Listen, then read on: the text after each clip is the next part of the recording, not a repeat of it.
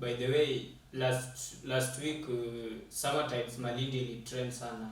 Ulipata nafasi ya kuenda? Mimi sikuwa na pesa. Natoa pia 5,000 kwenda Summertides. Wewe ulienda?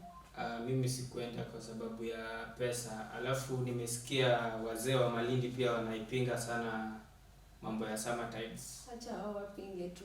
Sherehe lazima watu waende. Hadi next time zikikuwa tutaenda tu tukiwa na pesa. Na ni kama vijana ni kama wamepoteza njia juu vitendo vilifanyika huko vya ajabu sana.